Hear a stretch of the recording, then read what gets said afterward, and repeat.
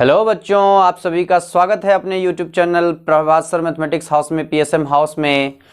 कैसे हैं आप लोग? उम्मीद है कि अच्छे होंगे, स्वस्थ होंगे और खूब मन लगा के पढ़ाई कर रहे होंगे। आप लोगों का बहुत जल्द एग्ज़ाम होने जा रहा है, तो आप लोग बहुत मेहनत कर रहे होंगे और खूब मेहनत करिए, क्योंकि एग्ज़ाम आप लोगों को डिस्क्रिप्टिव क्वेश्चंस का देना है, तो ज़्यादा प्रैक्टिस क्वेश्चन का होना चाहिए। तो बच्चों, जैसा कि हम लोग पिछले क्लास में डिफरेंशियल इक्वेशन को लेकर के चल रहे थे और उसमें फॉर्मेशन ऑफ डिफरेंशियल इक्वेशन के बारे में हम लोगों ने देखा था पिछले क्लास में। आज हम लोग नए टॉपिक जो डिफरेंशियल इक्वेशन का है, जिसका नाम है differential equation methods of solving first order and first degree differential equation.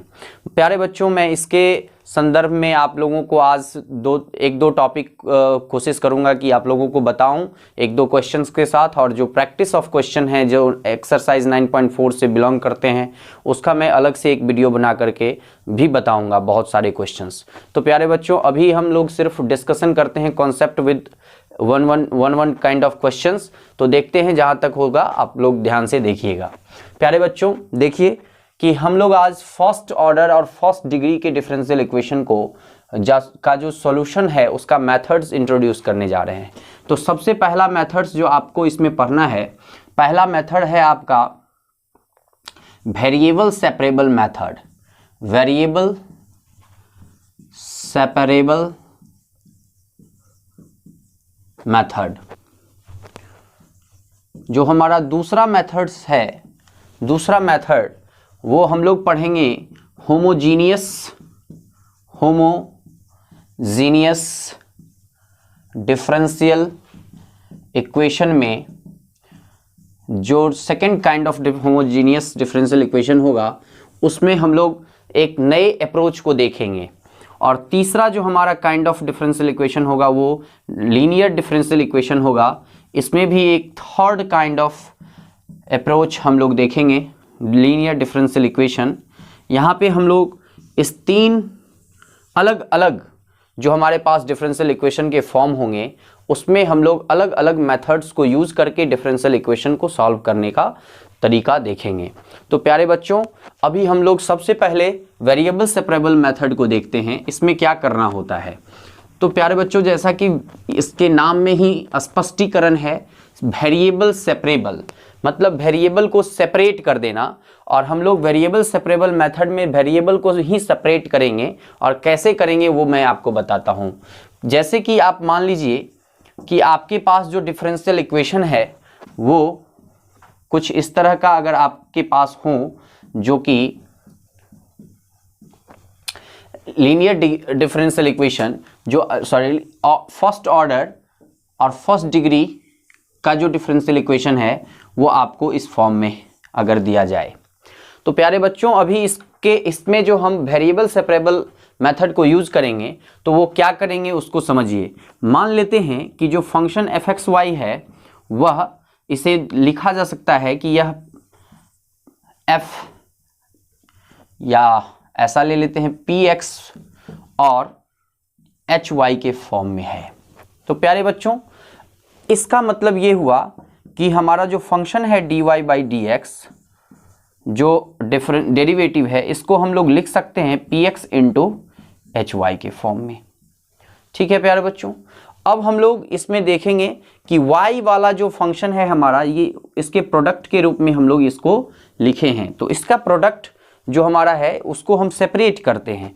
तो y वाला वेरिएबल के साथ y डेरिवेटिव और x वाला वेरिएबल के साथ x डेरिवेटिव का फंक्शन, जो x का जो फंक्शन है वो लेके चले आए बच्चों। तो ये hy जो है, अगर मैं यहाँ पर लिख दूँ 1y hy dy, और ये हो जाए, इसको अभी ये साइन नहीं दिखाएं, और ये px dx कर दें। तो देखिए कि y के साथ y वाला वेरिएबल और x के साथ x वाला वेरिएबल आ जाता है। अब अगर बोथ साइड इंटीग्रेट कर दें, बोथ साइड इंटीग्रेटिंग, तो इंटीग्रेशन जो होगा, अगर मैं कहूँ hy dy equal to px dx है, तो हमारा वैल्यू हो जाएगा hy का px, ये स्मॉल p है प्यारे बच्चों, ये ध्यान रखिएगा। और यहाँ पे हम लोग कैपिटल P का यूज़ कर रहे हैं उसके सॉल्यूशन के रूप में। तो ये हमारा इस तरह का सॉल्यूशन प्राप्त हो जाएगा।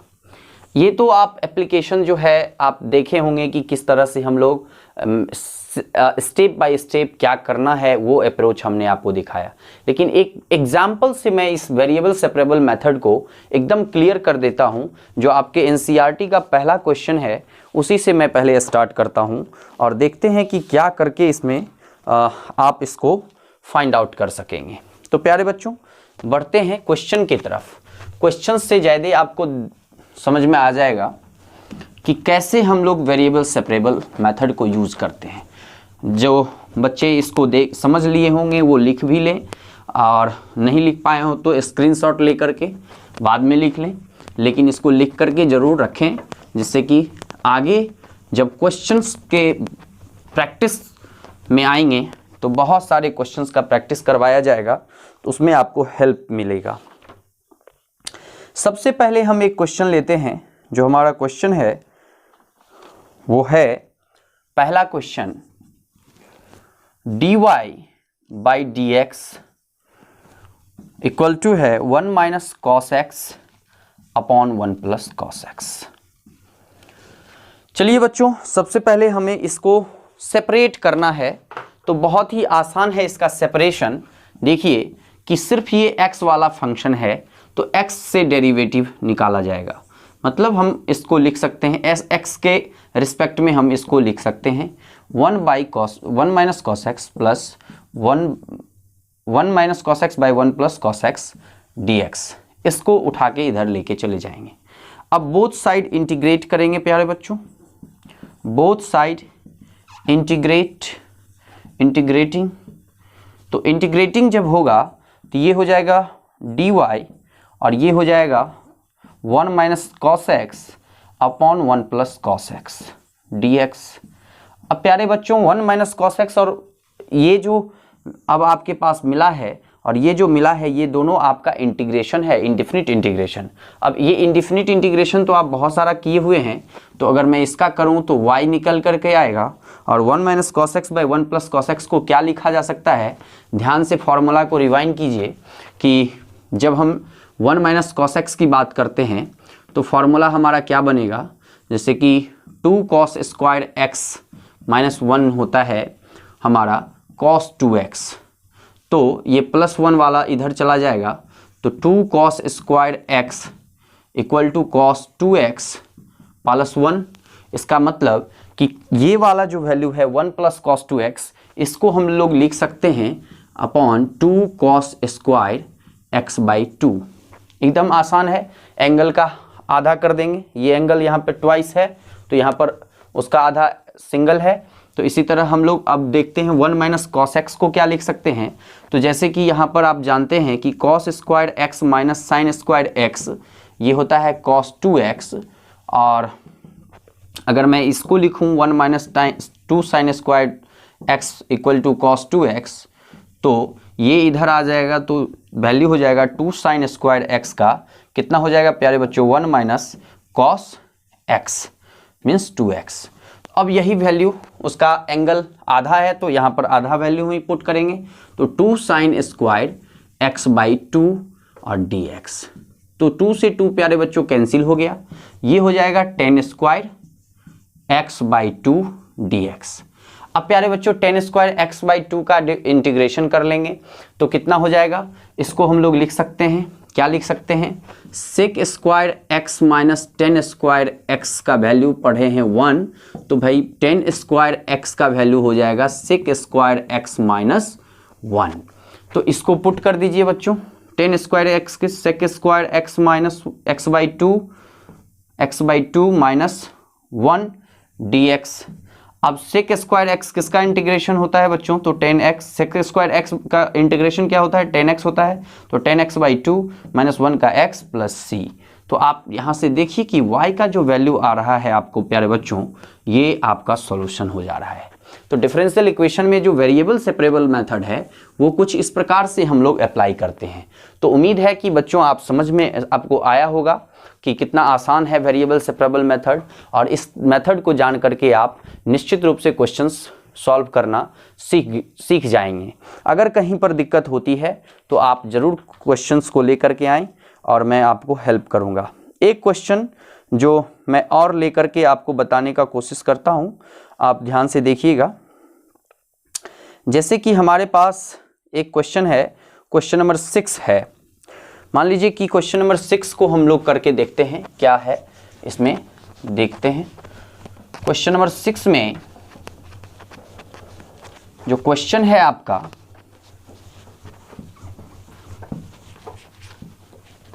उसे आप ध्यान से देखिएगा। देखिए प्यारे बच्चों, क्वेश्चन नंबर 6 में है dy by d x equal to 1 plus x square into 1 plus y square. अब आपको अगर बच्चों ध्यान से फॉर्मूला याद होगा तो आप आराम से क्वेश्चन कर लेंगे।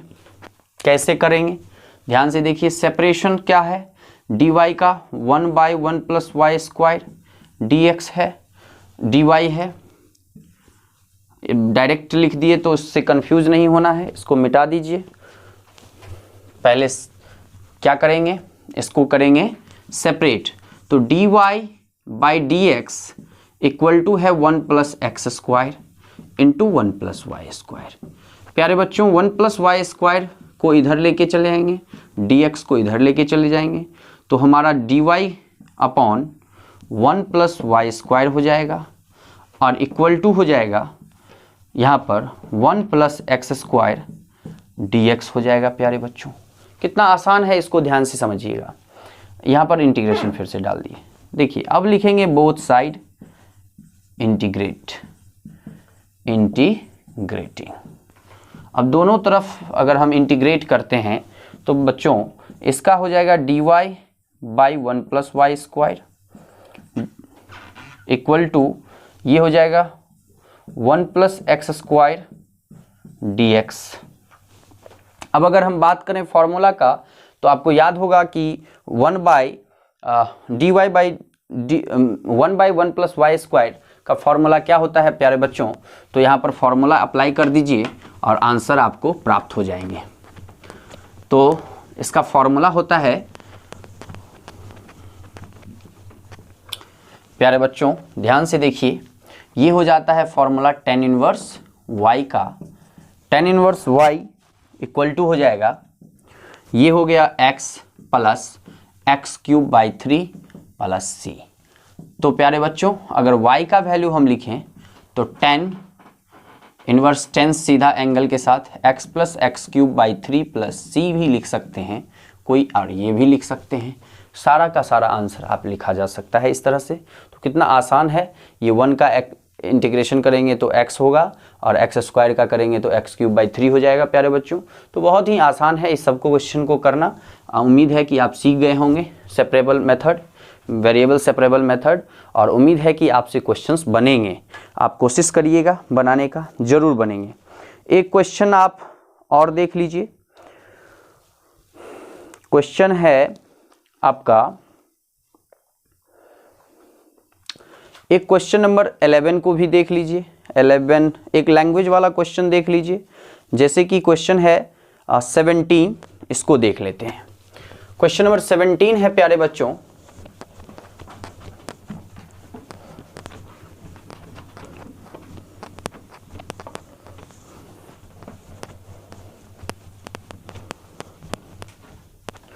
क्वेश्चन नंबर 17 में है find the equation of a curve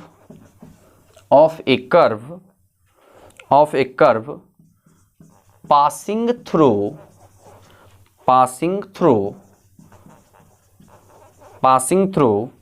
the point 0 minus 2, given that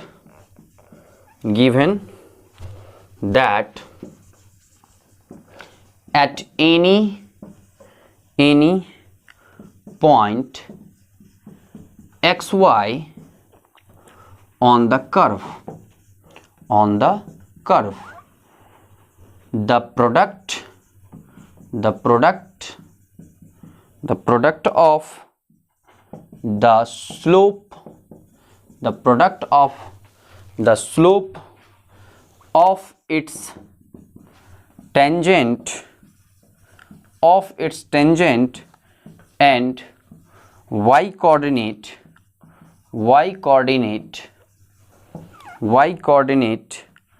of the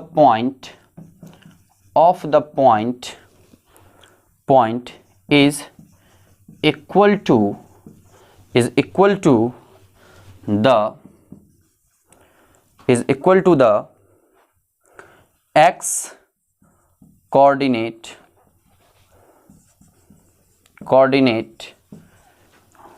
of the point। प्यारे बच्चों ध्यान से समझिएगा इस क्वेश्चन को। क्वेश्चन क्या कह रहा है उसको ध्यान से समझिएगा। क्वेश्चन नंबर 17 है आपका। कहता है find the equation of a curve. एक कर्व का इक्वेशन आपको फाइंड करना है जो पॉइंट 0-2 से पास करता है, given that at any point x y through the point 0-2 given that at any point x y on the curve. जो आपके कर्व पर एक कोई भी पॉइंट एक्स वाई दिया हुआ है, तो कंडीशन दिया है कि the product of the slope, जो स्लोप का प्रोडक्ट है ऑफ इट्स टेंजेंट की स्लोप, टेंजेंट का जो the product of the slope of its tangent का जो प्रोडक्ट है वो y के साथ, y कोऑर्डिनेट के साथ कितना है, the point is equal to, किसके इक्वल है, तो ये है इक्वल x कोऑर्डिनेट के। मतलब प्यारे बच्चों ध्यान से समझिएगा, सॉल्यूशन अगर हम इसको करें तो अकॉर्डिंग टू क्वेश्चन हम कह सकते हैं कि जो स्लोप ऑफ द टेंजेंट है प्यारे बच्चों वो dy/dx है और इसका प्रोडक्ट है y कोऑर्डिनेट के साथ, तो y ये किसके इक्वल है, x कोऑर्डिनेट के इक्वल है। तो एकदम आसान है। According to the question y the product of the slope of the tangent and the y coordinate is equal to the x coordinate. Now we separate the y dy equal to x dx we will write, and now we both side integrating, अगर मैं both side integrate करूं, both side integrating, तो आपका यहाँ पर जो value निकलेगा y dy equal to x dx। अब अगर मैं y dy की बात करूं तो y² 2 equal to x² 2 plus c हो जाएगा। प्यारे बच्चों कितना आसान है वैल्यू। अब यहाँ पर ये जो इक्वेशन है ये कहाँ से पास हो रहा है, तो 0 और -2 से, तो इसलिए कांस्टेंट वैल्यू आपका यहाँ से निकल जाएगा c।